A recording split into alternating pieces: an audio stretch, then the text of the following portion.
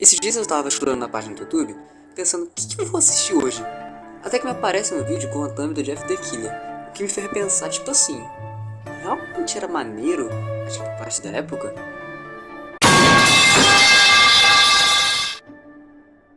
Eu sou o Domo, e hoje eu vou falar pra vocês uma parada que aterrorizou, de certa forma, a internet lá em 2011. Mesmo tendo nascido em 2010, eu fui introduzido bem cedo na internet, o que me fez a conhecer as creepypastas na época. Eu lembro até hoje de eu vendo uns vídeos do Death the Killer, ou Slenderman, onde era só um cara falando e algumas imagens passando, tá ligado? A proposta do vídeo de hoje é ler e analisar o quão ruim ou boa eram essas creepypastas. Então, é isso. Eu irei começar. Apertem os cintos e segure, pois o que iremos ver é o suco de 2011.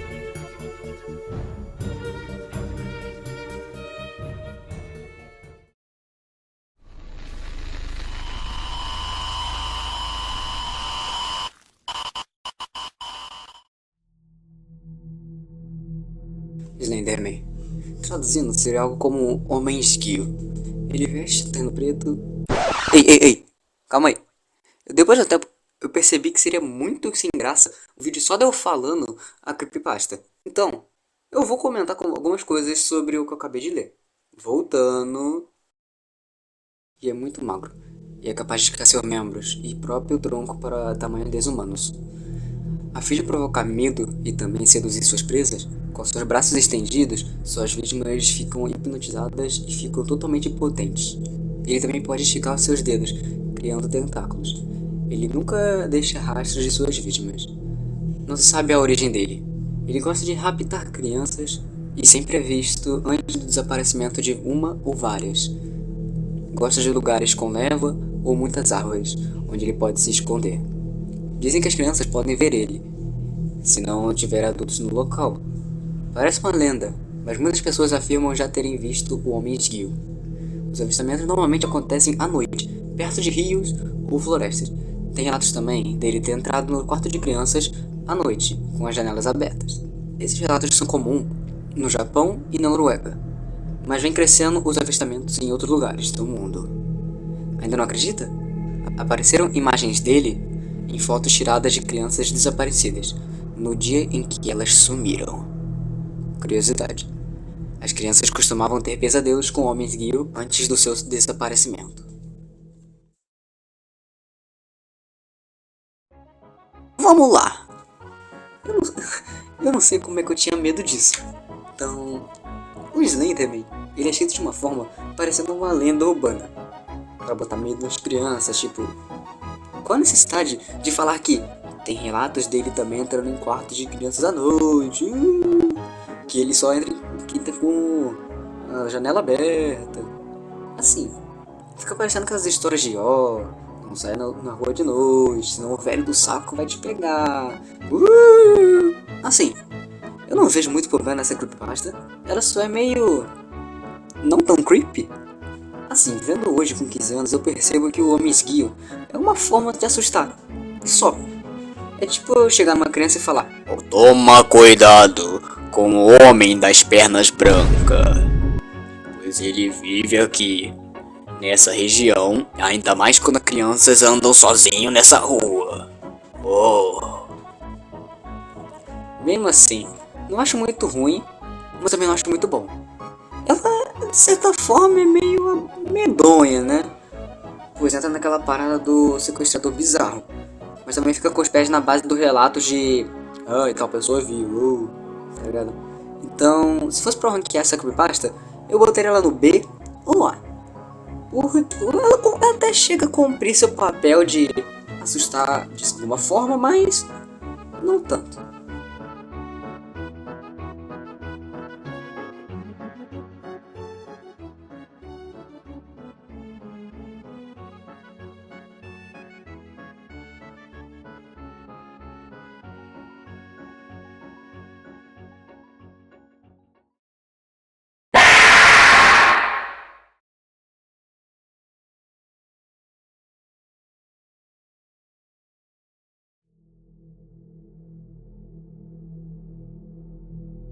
Durante o verão de 2003, eventos no nordeste dos Estados Unidos, envolvendo uma estranha criatura humanoide, apareceu na mídia local antes de um grande apagão.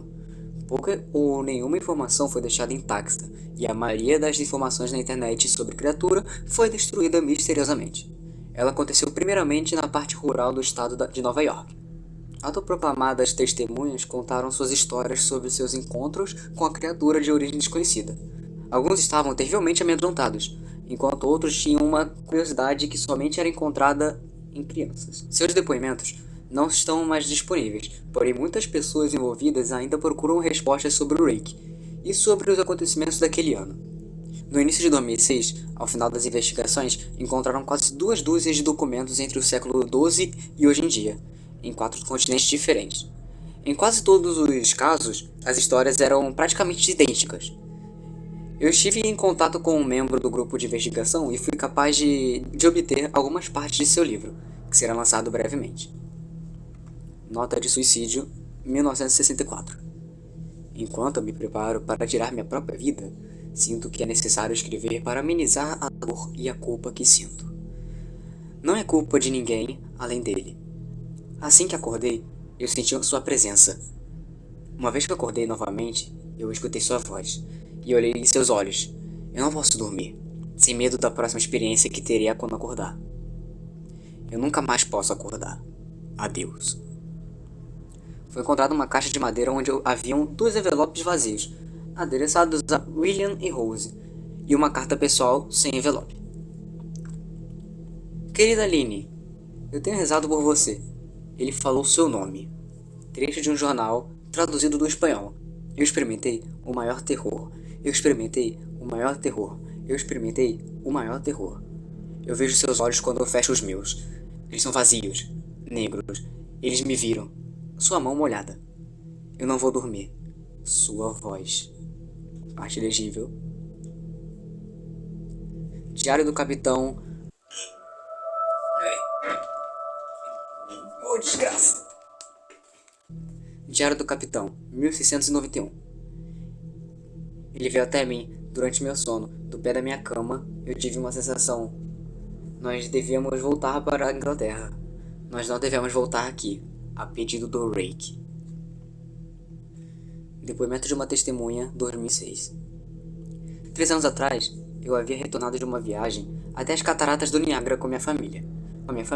No 4 de julho. Nós estávamos todos exaustos, após um longo dia dirigindo, então meu marido e eu pusemos as crianças direto para a cama. Por volta das 4 da manhã, eu acordei achando que meu marido acordará para usar o banheiro. Nesse momento, eu acordei no processo. Me desculpei e disse a ele que eu pensava que ele havia saído da cama.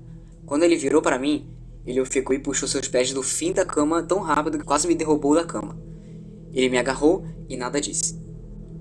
Quando meus olhos se acostumaram ao escuro, eu fui capaz de ver o que causou essa reação nele. No pé da cama, sentado e nos olhando, estava o que parecia um homem pelado, um grande cachorro sem pelo. Seu corpo estava contorcido, de um jeito perturbador e sobrenatural, como se tivesse sido atropelado ou coisa parecida. Por alguma razão, eu não estava instantaneamente com medo dele, mas com pena de sua condição. A essa altura, eu estava achando que nós deveríamos ajudá-lo. Meu marido estava em posição fetal, ocasionalmente olhando para mim e depois para a criatura. Em um movimento agitado, a criatura encambalhou em volta da cama, chegando a ficar a uma distância de 1 pé do meu marido. A criatura estava completamente silenciosa por uns 30 segundos, ou talvez 5 segundos, mas pareceu 30. Olhando para meu marido, a criatura pôs mão em seu joelho e correu em direção ao corredor, indo em direção ao quarto das crianças. Eu gritei e corri para o interruptor, planejando pará-lo antes que ele machucasse as crianças. Quando eu cheguei no corredor, a luz do quarto era o bastante para vê-los a uns 20 pés de distância. Ele se virou para mim e olhou diretamente. Coberto de sangue, eu liguei a luz do corredor e vi minha filha Clara em suas presas. A criatura descia as escadas enquanto eu e meu marido corríamos desesperadamente para salvar nossa filha. Vendo que não escaparia carregando o peso da nossa filha, ele a deixou fugir. Ela estava gravemente ferida e disse somente uma frase em sua pequena vida. Ela disse: "Ele é o Rake." Meu marido caiu no lago enquanto levava nossa filha ao hospital. Ele não sobreviveu. Como era uma cidade pequena, a notícia se espalhou rapidamente. A polícia foi de grande ajuda no começo, e o jornal local ficou bastante interessado também. Entretanto, a história nunca foi publicada, e a TV local nunca mostrou a notícia. Por vários meses, eu e meu filho, Justin, ficamos em um hotel perto da casa dos meus pais. Depois de decidir ir voltar para casa, comecei a procurar resposta sozinha. Eventualmente encontrei um homem na cidade seguinte que tinha uma história parecida com a minha. Nós contatamos e começamos a falar sobre nossas experiências. Ele conhecia mais duas outras pessoas em Nova York que haviam visto a criatura chamada de Rake. Todos nós precisamos de 2 anos de procura de material na internet e cartas para conseguir juntar uma pequena porção do que acreditávamos ser aparições do Rake. Nenhuma das informações nos deu nenhum detalhe, história ou pista. Um jornal tinha um artigo falando sobre ela nas 3 primeiras páginas, mas depois disso, nunca mais me ensinaram de novo. O diário de capitão não explicou nada sobre o encontro, apenas falando que o Rake mandou eles irem embora. Aquela era a última parte do diário. Nós descobrimos, entretanto, que a criatura visitava as pessoas várias vezes. Ele também se comunicava com as várias pessoas, incluindo minha filha. Isso nos levou a pensar se o Rick havia nos visitado alguma vez desde nosso último encontro. Eu pus um gravador do lado da minha cama e eu deixei gravando enquanto dormia. Todas as noites, por 2 semanas, checava todos os sons do meu quarto. De me enrolando na cama, todo dia que eu acordava, etc, etc. No final da última semana, eu já estava meio que acostumada com o som que eu fazia enquanto dormia. Até que eu escutei o mesmo som, só que 8 vezes mais rápido que o normal. Ainda era 1 da manhã. No primeiro dia da 3ª semana, pensei ter escutado algo diferente. O que eu ouvi era uma voz estridente. Era o Rake. Não consigo escutar aquilo, tempo bastante para descrevê-la, e ainda não deixei ninguém escutar a gravação. Tudo o que sei é que já escutei isso antes. E acredito que era exatamente o que falava enquanto estava ao lado do meu marido. Eu não me lembro de escutar nada naquela hora, mas por alguma razão, a voz no gravador automaticamente me lembra daquele momento.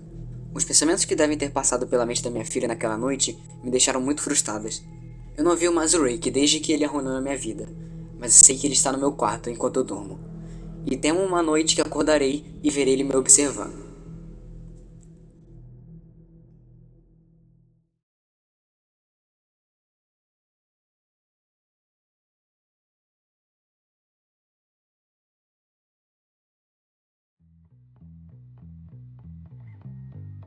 Caralho. Absoluto cinema. Enquanto eu escrevi o roteiro desse vídeo, eu tinha como favorito o Sonic XZ, porque era mais legal a Sonic. Porém o Rake se tornou oficialmente minha creepypasta favorita. Puta que pariu, que creepypasta boa. Vamos por parte. Essa creepypasta, ela é um grande compilado de encontros com o Rake, o que nos faz pensar, o mesmo Rake que encontrou a pessoa em 1880 é o mesmo Rake em 2006? Porque assim, de 1800 até 2006 se passam 226 anos, o que faria o Rake extremamente velho. E considerando que uma das suas primeiras operações foi em 1880, onde era um país com língua espanhola, em 1961 foi na Inglaterra e depois 2006, que foi nos Estados Unidos. Esse filho da puta, ou ele teletransporta, ou ele viaja pra caralho, porque 3 pontos muito longe, eles são muito distantes. E mesmo que em 1880, caso seja um país europeu, né, perto da Inglaterra, né, pode ser Espanha, tá, continua sendo longe pra cacete dos Estados Unidos. Ou seja, fica a interpretação do leitor se ele é o mesmo ou não. Óbvio que minha carta favorita foi de 2006, né, a mais recente, porque ela é muito grande e completa. Mesmo assim, pô, no meio do relato de 2006, ele conta fatos de 1961, que, tipo, mostra que é o meu universo, tá ligado? Que não é muito diferente um do outro, os relatos. Mesmo a carta de 2006 sendo a melhor e a minha favorita, eu considero ela um pouco quebrada. Quebrada no sentido de todo mundo daquela cidade pequena esqueceram da filha e do marido da mulher. Tipo, o bagulho teve até um jornal local querendo saber do assunto, tá ligado? E nada de alguém ir ajudar, tá ligado? Mesmo que escondido, de estar escondendo o Rick, né? Porque deu pra ver que, como a polícia não falou mais nada, a TV local não falou mais nada, alguém tá querendo esconder o Rick. Mesmo assim, dava pra fazer meio escondido, né? Eu acho que essa creepypasta é uma das melhores. Eu conheci ela bem superficialmente, por conta de não me interessar tanto na época, e eu gostar somente do jogo do The Rick no Roblox. porque era o que eu conhecia direito, né? Mas, ranqueando essa creepypasta também, eu acho que daria um rank P, né? Ultra Kill referenciado. Eu acho que dá um rank S, P, porque, pô, tem uma parada, tem umas paradas muito maneiras. E, então, é isso. Vamos pra próxima porque ela tem cara de ser meio podre.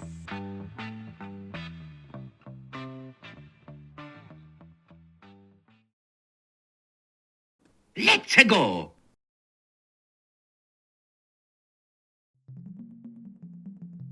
Eu sempre gostei do Super Mario 64 quando eu era criança. Eu me lembro de jogá-lo quase todos os dias na casa da minha tia.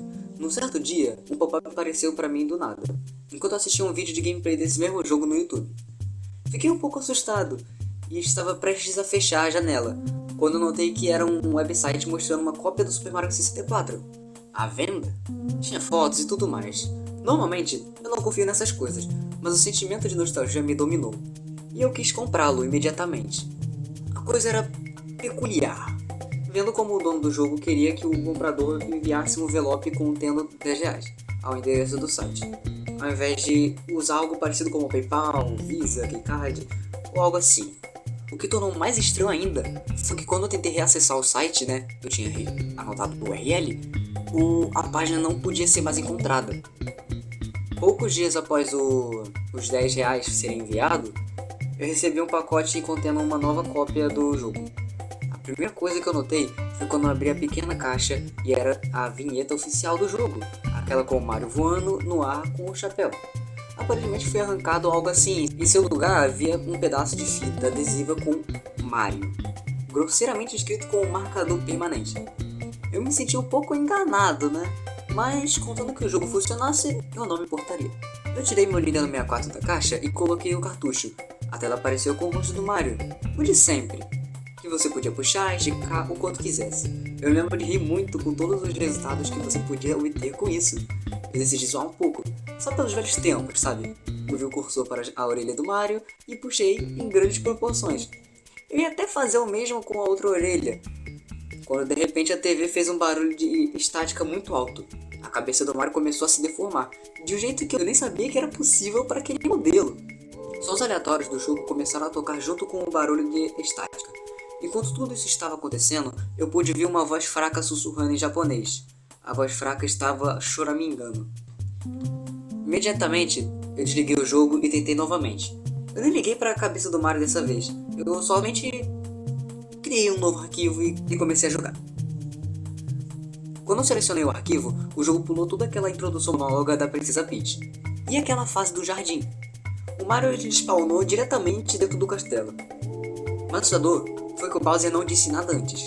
Tentando ignorar isso, eu continuei jogando mesmo assim. Porém, eu também notei que não havia música, somente o silêncio profundo. Não havia nem todos por aí para eu conversar. A única porta que eu podia entrar era a do Boom-Boom Battlefield, a primeira fase do jogo, né? Até aí tá normal. Porém, as outras portas nem respondiam ao meu comando. Eu só batia nelas. O retrato para Boom-Boom Battlefield não era o retrato de sempre. Era apenas uma tela totalmente branca. E eu ainda estava tentando convencer a mim mesmo que isso era apenas pequenos erros do jogo, e que não ia afetar nada na jogabilidade e na diversão. Quando eu entrei no retrato, a imagem de repente mudou de tela branca para a foto do retrato da fase Lethal Lava Land. Sabe aquela imagem meio inquietante do fogo no sorriso maléfico?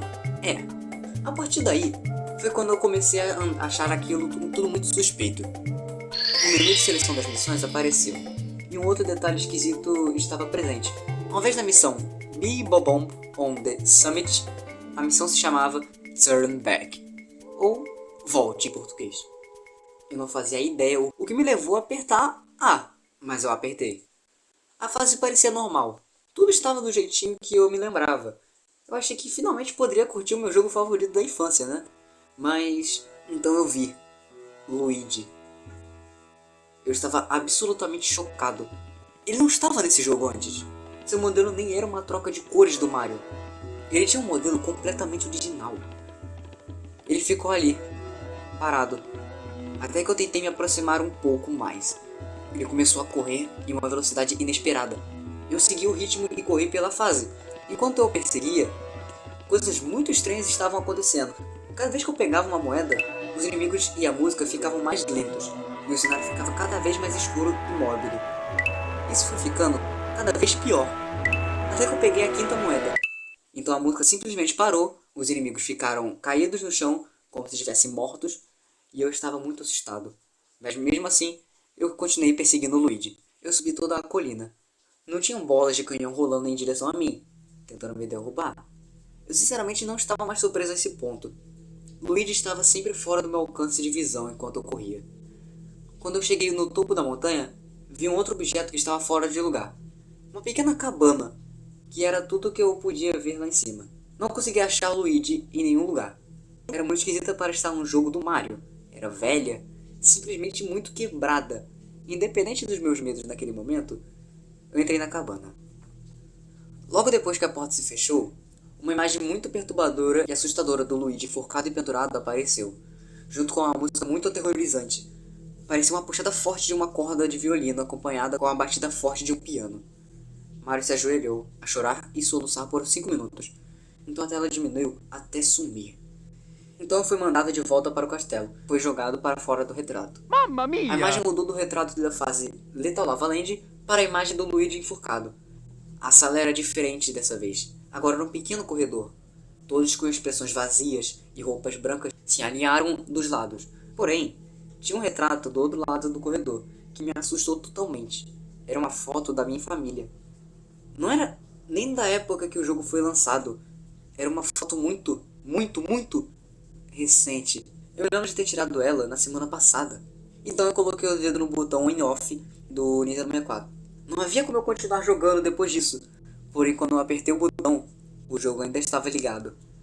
Eu fiquei ligando e desligando, mas sem sorte, tentei desconectar o videogame inteiro, mas a tela continuava ali. Eu até conseguia controlar o Mario. Não podia deixar ligado daquele jeito para sempre. Então continuei jogando. Fui até o retrato da minha família e pulei nele. Apenas uma missão estava disponível. É claro, ela se chamava Run, Don't Walk. Corra, não ande. Finalmente eu selecionei a missão. Let's go! A fase começou com um corredor inundado, com plataformas flutuando acima da água. Mario caiu em uma dessas, e a câmera virou para mostrar o que havia atrás de mim. Um vácuo. Preto silencioso estava se aproximando do Mario. Aquilo não se parecia com nada. Nem parecia um gráfico exterminado. Simplesmente uma bolha preta e gigante. Então comecei a correr de plataforma para plataforma. Sem nenhum objetivo à vista, eu continuei correndo. Aquela escuridão lentamente, porém ganhando mais velocidade. Isso continuou pelo que pareciam horas. E eu estava começando a duvidar se aquilo realmente teria fim. Mario estava simplesmente correndo em círculos. Finalmente, a bolha barra vácuo pegou o Mario e o envolveu junto com ele nas trevas. Ele nem sequer gritou ou resistiu, simplesmente foi consumido. Então Mario caiu para fora do retrato e de volta no Mamma castelo. mia! Perdi uma das minhas 3 vidas. A sala estava diferente agora. Alguns toads tinham sumido e o retrato de minha família estava um pouco diferente. Minha família e eu estávamos na mesma posição de antes, mas nossos corpos estavam praticamente decompostos. Aquilo parecia muito real para ser editado no Photoshop. Parecia até que alguém tinha pego os nossos corpos mortos e posados. Mesmo assim, eu pulei no retrato novamente. E o menu de missões apareceu. Ainda tinha apenas uma missão disponível, e se chamava I'm Right Here. Estou bem aqui. Eu selecionei a missão e me preparei para o pior. Mario reapareceu em uma pequena e escura sala. Não tinha nenhum jeito de sair de lá. O quarto estava vazio, exceto pelo piano no canto da sala. A partir daí, eu sabia muito bem o que estava acontecendo. Eu estava preso com o Mad Piano. Me aproximei dele e o mesmo começou a me perseguir, como sempre. Não tinha como eu machucá-lo, então não tive escolha senão deixá-lo me machucar. Quando Mario perdeu toda a vida, a sua animação de morte de sempre não aconteceu. Ao invés disso, Mario foi violentamente mastigado pelo piano. Os foram espalhados pelo chão, e a câmera se afastou para mostrar uma visão de cima do seu corpo mutilado. A versão distorcida da música Merry Go Round, da fase Big Bus Round, tocava enquanto a tela lentamente se transformava de uma foto do jogo para a foto realística do cadáver do Mario no mesmo ângulo que a outra foto. Foi tudo muito perturbador. Meus olhos estavam em lágrimas enquanto eu encarava aquela imagem. Então eu perdi mais uma vida. A foto da minha família ficou mostrada novamente. Estávamos ainda mais decompostos do que antes. A câmera se aproximou ainda mais do retrato, como se eu tivesse entrado nele novamente. Então foi recebido com uma visão de fora e do alto do castelo da Peach. O castelo estava desmoronando em ruínas. Os campos estavam pegando fogo. O céu estava quase totalmente escuro. Então a risada do Bowser pode ser ouvida em loop constantemente no fundo. E várias vozes que pareciam com crianças debochando de você. Diziam, You couldn't save her. Você não conseguiu salvá-la. Isso aconteceu por um bom tempo. Até que de repente, a câmera deu um close-up no rosto da Princesa Peach. Com um grito extremamente alto no fundo, interrompendo o loop sem que eu notasse. A boca dela estava bem aberta, como se ela estivesse gritando. E seus olhos eram apenas buracos negros e vazios. De repente, eu estava de volta no corredor, enquanto Mario era empurrado para fora do retrato novamente. Agora todos os Toads tinham sumido, e no retrato, eu e minha família estávamos completamente repulsivos. Vermes estavam saindo dos buracos de nossas carnes, tripas e sangue estavam escorrendo para fora de nossos corpos. O olho do meu pai estava pendurado pelo buraco onde ele deveria estar. Aquilo era demais para me suportar, mas ainda assim, algo me levava a continuar. Então eu pulei no retrato. Com apenas uma vida sobrando, desta vez, a missão não tinha nenhum nome. Era apenas um espaço em branco onde o título deveria estar. Eu selecionei a missão e o Mario caiu numa ilha pequena no meio do oceano. Havia somente uma placa solitária. Ela dizia: Dive, mergulhe. Eu fiz exatamente aquilo que ela me mandou fazer e pulei na água. O oceano estava totalmente escuro e vazio. Não havia nenhum peixe, nem nada. Eu não podia ver nada na água, exceto o Mario. Eu nadei para baixo e continuei nadando por um bom tempo. Mas mesmo assim, Mario nunca perdia seu fôlego. Eu contei mais ou menos uns 10 minutos de natação, até que eu decidi voltar lá para cima. Porém, quando eu me virei, ele veio. Uma enorme. E eu quero dizer, uma enorme enguia. O Najdael veio do nada e engoliu o Mario completamente. Eu estava pasmo. Aquilo aconteceu tudo tão rápido que eu nem tenho certeza do que vi. A tela do Game Over não apareceu. Tudo que apareceu foi um fade out. O retrato da minha família foi mostrado novamente. Nós éramos apenas esqueletos agora.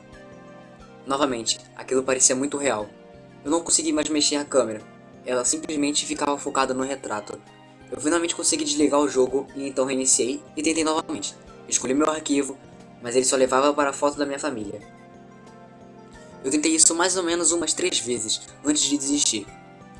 Eu desesperadamente queria parar, porém alguma estranha força não me deixava ir embora.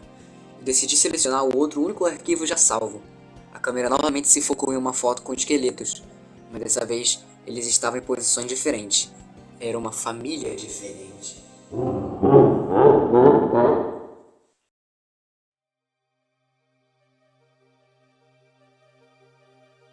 Ok, eu achei que ia ser podre, mas não foi. Talvez tenha sido por conta do processo de editar esse vídeo, o que me fez gostar mais, por isso é detalhe. Eu de fato sempre amei os jogos do Mario quando eu era criança, e sempre tive um desconforto jogando Super Mario 64, mesmo que sendo somente em 2 locais. Esses locais sendo Dire Dire Docks, durante a primeira estrela, por conta da névoa, porque pra quem não sabe, na primeira estrela tem névoa, depois você pegar ela, a névoa some pra sempre, o que sempre me deixou meio assustado, porque que tava de noite do nada ficou de dia assim, tá ligado? E no segundo andar do castelo, porque quando eu era criança eu não conseguia passar das 22 estrelas. Porque eu era meio burro. Burro não, eu era esquiwicho. Detalhe, hoje eu zero o jogo em menos de meia hora.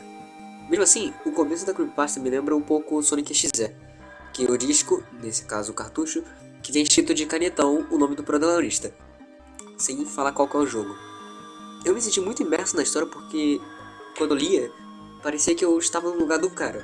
Porque certas partes ele fala como se fosse o leitor escrevendo, sabe? Como se a gente estivesse comentando, né? A gente estivesse escrevendo. Ficou bem maneiro. Então eu acho justo deixar essa creepypasta num A ou num S. O dono da edição que escolhe o melhor. Mas eu acho que ficaria num S. Mesmo assim, vamos para a próxima história.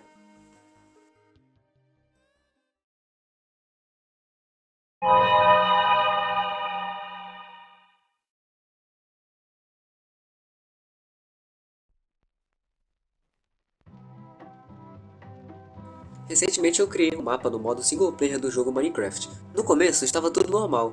Enquanto eu cortava as árvores e criava uma pequena bancada, notei algo se mover entre as densas da neblina. Tenho um computador muito lento, por isso tenho que jogar com uma renderização minúscula.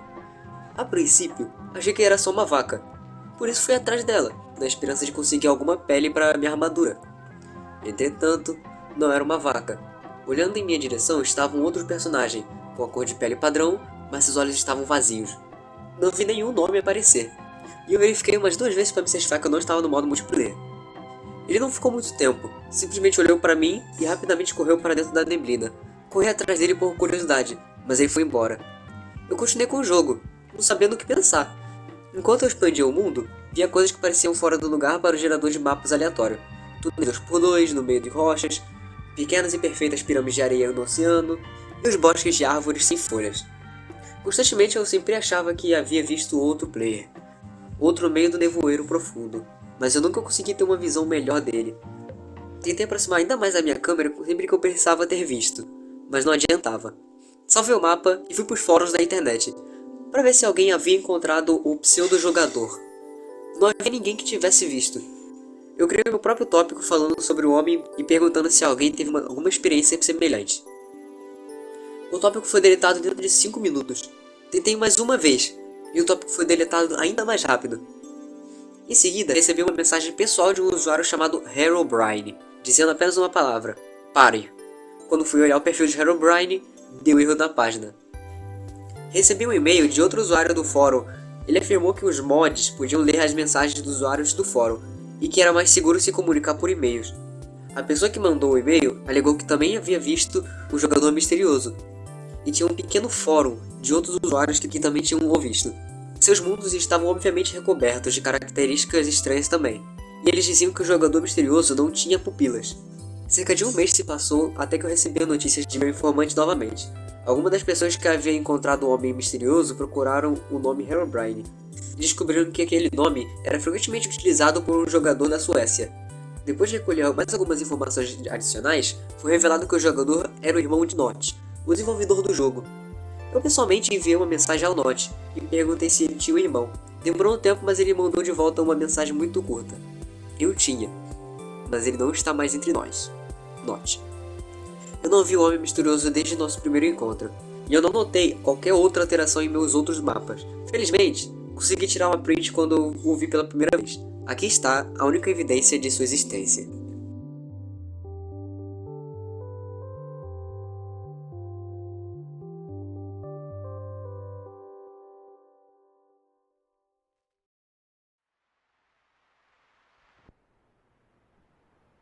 Essa creepypasta original do Herobrine, ela é muito diferente do que eu conhecia normalmente do Herobrine.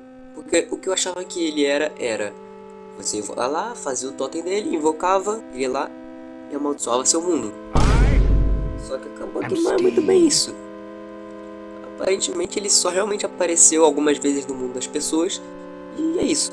Eu não tenho muito o que falar sobre o Herobrine, afinal, eu acho que ele é uma das creepypastas mais conhecidas de jogos. Então, é isso. Se eu fosse pra ranquear ela, acho que eu botaria num B. Num B não. Acho que num C. É, C. Porque, assim, essa parada de mexer com o irmão morto e tal, é que nem o bagulho do Sonic XZ, né?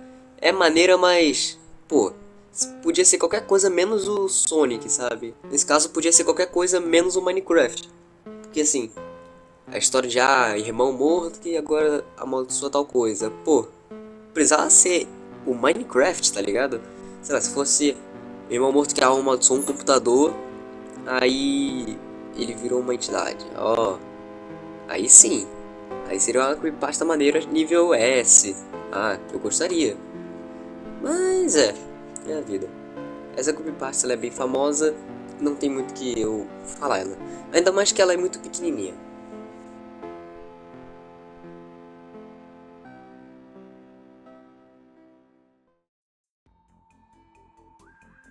Esse vídeo demorou mais do que eu esperava para ser feito, por conta do roteiro, edição, etc. Só que o mais me pegou mesmo foi ler e fazer a voz para esse vídeo. Afinal, muito texto e sou preguiçoso. Eu sei, faltou muita creepypastas, como a do Ben Drowned, Dog JPEG, a do Jeff the Killer, né, que eu mencionei, ou até mesmo a da Sonic XZ, que é uma das mais conhecidas também. Talvez eu faça um vídeo no futuro de cada uma separada, dessas grandonas. Afinal, a maioria é muito grande. E caso eu fosse fazer um vídeo com todas as creepypastas, dariam mais de 500 horas. Porque no Creepypasta Brasil tem creepypastas arquivadas desde 2011, pra vocês terem ideia. Então, se você ao menos achou legal, dá uma olhadinha aí, pô. Não prometo aparecer tão breve aqui no canal, afinal eu gosto de fazer um conteúdo bem completo. E também porque, pra pensar em um conteúdo de vídeo, é muito difícil. Eu tô desde maio pensando. E só agora me aparece uma ideia boa, que é esse vídeo. Inclusive, o próximo vídeo vai ser um pouco menor que esse, e talvez lance só em setembro. Não posso confirmar. Então é isso. Eu espero que vocês tenham gostado. E falou!